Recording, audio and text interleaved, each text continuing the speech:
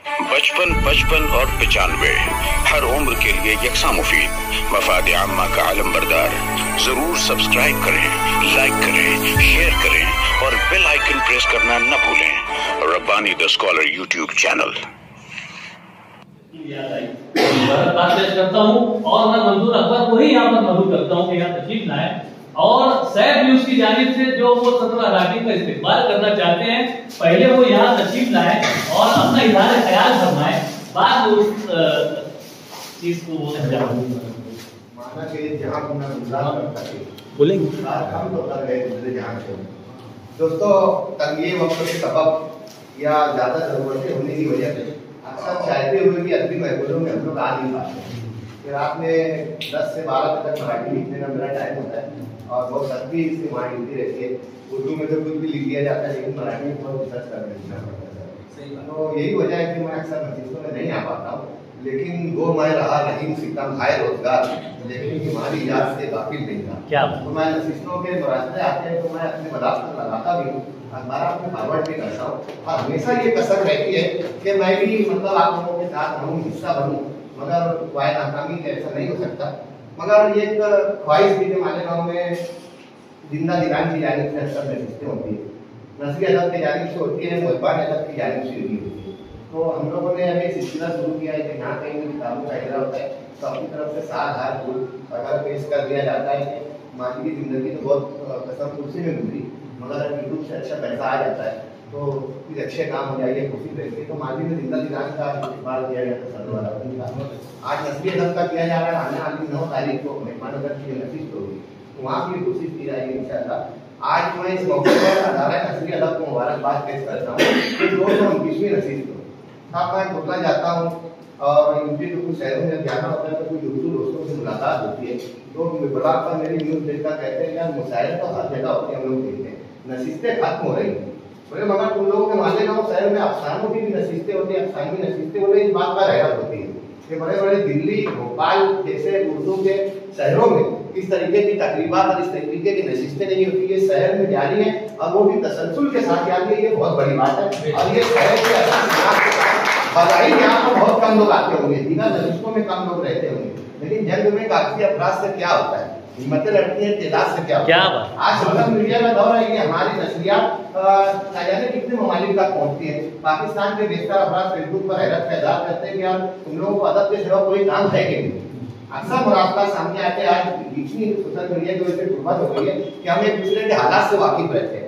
तो ये बहुत अच्छी कोशिश है हामिद इक्तर साहब की भी, रिजवान रब्बानी साहब की भी और अदारा नसरी अदब जो सदर अराकीन है, नायब सदर साहब हैं, इन लोगों की तो नशिस्तें रहती है, लेकिन रिजवान रब्बानी साहब की जो कोशिश है ये जग जाहिर है कि बोर्ड लिखने से मुरादला इशू करने का और मुरादला रखने के बाद उसको शेयर करने एक सरदार की बोलने का लतीफा नहीं है, मगर एक सरदार भी इंडिया घूमने के लिए आए, एक अंग्रेज इंडिया घूमने के लिए आया तो दिल्ली में लाल किले के पास उसने टैक्सी ड्राइवर को साथ ले लिया और उसी को बतौर गाइड इस्तेमाल करता था। पूछता था व्हाट इज दिस, बोले लाल किला है, बोले कितने दिन में बना, बोले बोले ये लाल किले ये क्या, बोले लाल किला है, बोले इसको पर ये निशान झंडा, बोले हमारा कौमी परचम है तिरंगा, तो बोले ये 3 कलर का क्यों, बोले देखो ऊपर का जो हरा कलर है, अब ऐसा है नहीं, मगर वो उसी ने उसको कहा पंजाबी ने कि ऊपर का जो भगवा कलर है ये हिंदुओं का है और बीच का जो सफेद कलर है वो ईसाइयों का है और नीचे का जो हरा कलर है वो मुसलमानों का है। बोले आप किस समाज से ताल्लुक रखते हैं, बोले कि मैं सरदार हूँ, बोले इसमें तुम्हारा क्या है, बोले डंडा के तेरे बाप। तो रिजवान अदारे नसरी अदब के साथ में रिजवानी साहब, रिजवान रब्बानी साहब को मुबारक और अल्लाह से दुआ कि उनकी ये कोशिश है अल्लाह कबूल करे। मैं साफत से हम लोग ताल्लुक रखते हैं तो मैं सोचा था कि ख्याल अंसारी साहब को मदद किया जाए और अगर हम लोग अपने हाथ से देखो ये शायद कभी नहीं होती थी, मगर अगर ख्याल साहब ये अवार्ड में मिलते और ये एजाज इस्तेमाल करते हैं तो मैं समझता हूँ कि इसमें मजीद चार शायद रहेगा। ख्याल अंसारी साहब हम लोग की दावत पर यहाँ आए, काफी मसरूफियत के बावजूद, सबसे पहले तो मैं उनका शुक्रगुजार हूँ।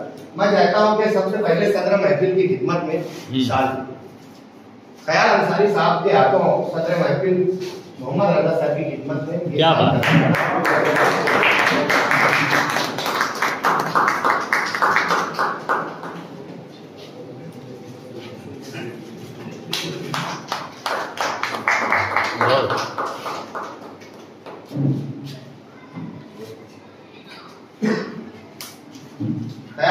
रब्बानी साहब और मोहम्मद रजा सर से गुजारिश है कि रिजवान रब्बानी साहब और इकबाल बर्की साहब की खिदमत में ये मोमेंटो सज्जा से आ जाओ आप लोग भी बड़े इलाज के साथ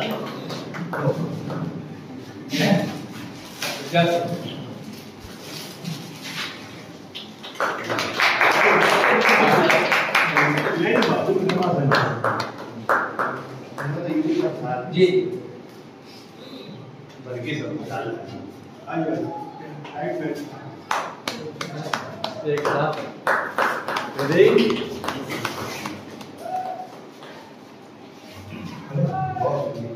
मिनट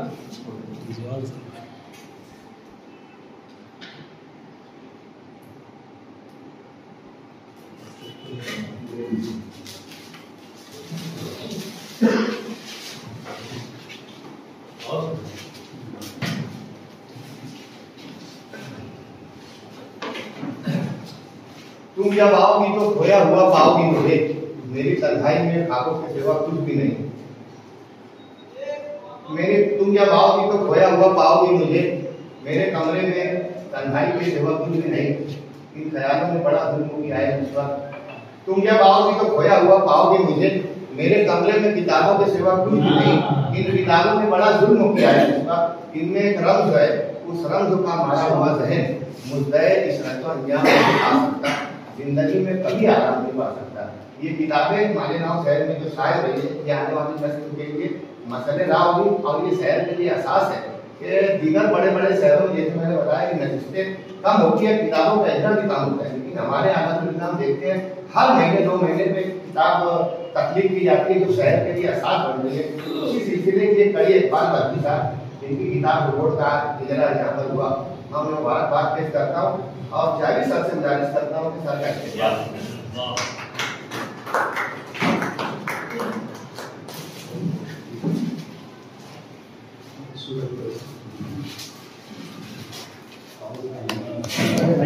जी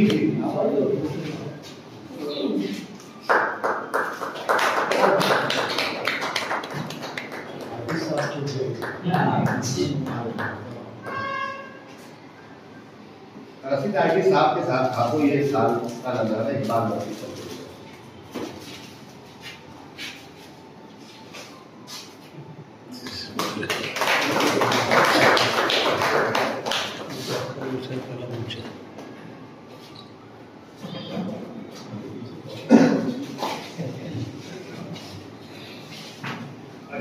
पैर बूढ़े पेड़ के धीरे जमी बढ़ते रहे, पैर बूढ़े पेड़ के धीरे जमी बढ़ते रहे, ताकि पत्तों पर हमसे जिंदगी बाकी रहे। मैं रिजवान रब्बानी सर से गुजारिश करूंगा कि अब्दुल रशीद आफी साहब को इस पिराना शादी में भी शिरकत करने पर मुबारकबाद। आप क्या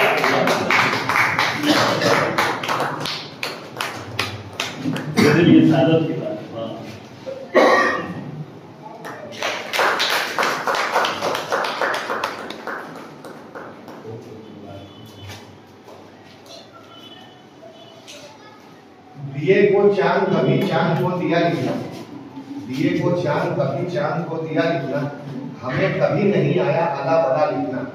यही तो काम हुआ है यहाँ हमारे सुपुर्द, खिजा रसीदा शजर का अदारिया लिखना। ख्याल अंसारी साहब ने मालेगांव शहर में सैकड़ों फनकार पैदा किए। हम लोग इनके अखबार खैरदेश में कलमी दोस्ती लिखा करते थे और अखबार के लिए इनके ऑफिस सिटीजन के पास में चक्कर मारा करते थे कि कब वो अखबार आएगा, कब उसमें कलमी दोस्ती का लिखेंगे। फिर उसने अखबार जल्दी लिखने का सिलसिला हमने शुरू किया। फिर इधर उधर के लतीफे उठा के चोरी करके इसमें लिखने लगे और फिर धीरे धीरे धीरे धीरे लिखना सीख गया और आज जो कुछ भी है तो इन्हीं लोगों का सदका है। मोहम्मद रजा साहब से गुजारिश करूंगा साहब का इस्तेमाल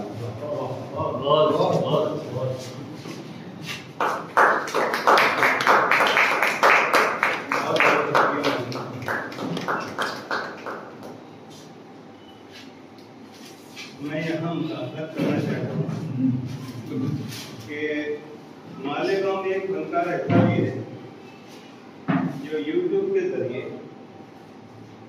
अक़वामी सतह पर अपना नाम पेश करता है।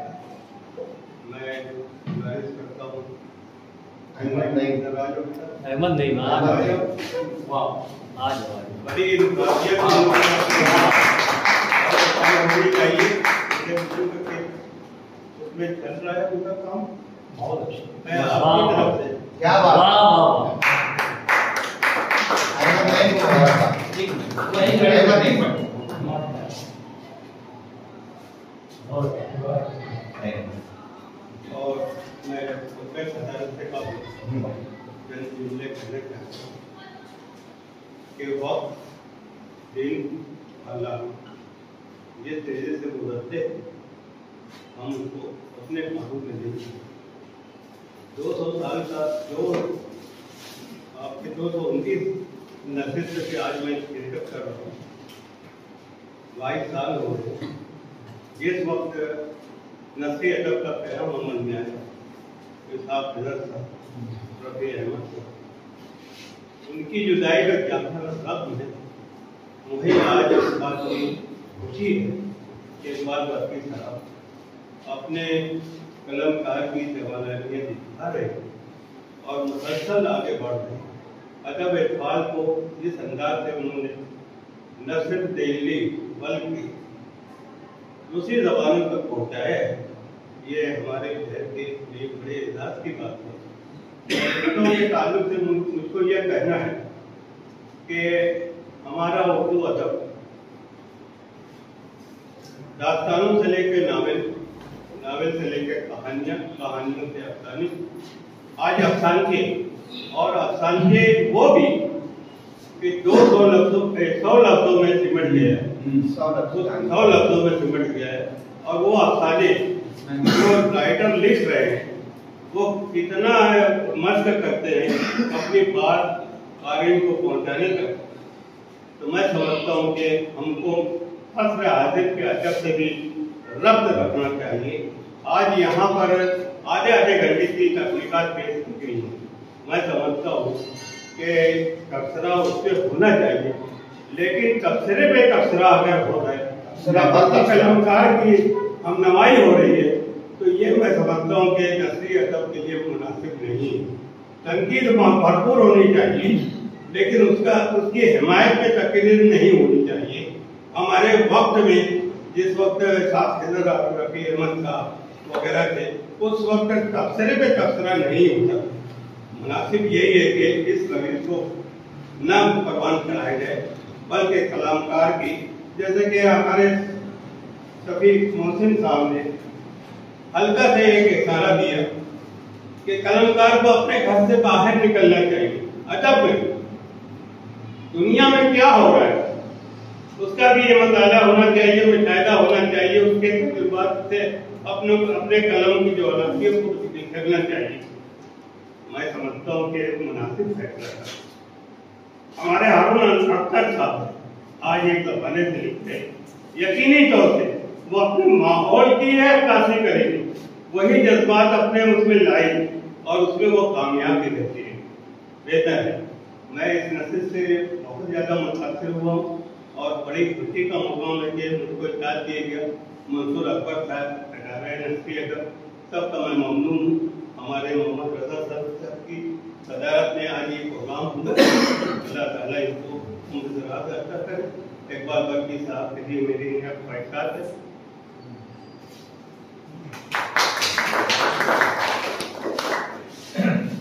बीवी के कान में वही पीतल की बालियां, जो शख्स बूढ़ा हो गया सोने के कान में।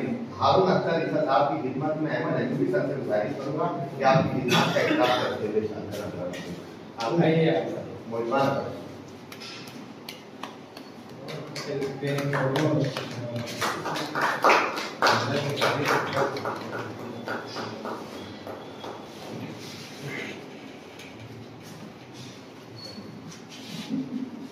मैं एक मरतबा फिर सैफ न्यूज़ और बिलखुसूस मंसूर अकबर साहब का सदर अराकीन अदारा नस्ली अदब की जानिब से शुक्रिया अदा करता हूँ और उनको ख्वाहिशात पेश करता हूँ कि वो इस सिलसिले को दराज रखेंगे। उन्होंने बड़े अच्छे अंदाज से इस पूरी कार्रवाई को अंजाम दिया। आइए अब बिला ताखिर हमें खुतबा सदारत के लिए मोहम्मद रजा सर को रहमत दूंगा। 55 और 95 हर उम्र के लिए यकसा मुफीद।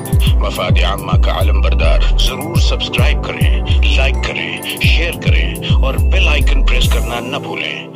Rabbani the scholar YouTube channel. Rabbani the scholar YouTube channel इल्मी, अदबी, दीनी, मिल्ली, समाजी, सकाफती, तहजीबी, फलाही, तिब्बी, फन्नी, माशी, तिजारती, माशरती, इंतजामी, इनकलाबी, तहरीकी, तहकीकी, तकनीकी, तफ्तीशी, तामीरी, तालीमी व मालूमाती यूट्यूब चैनल।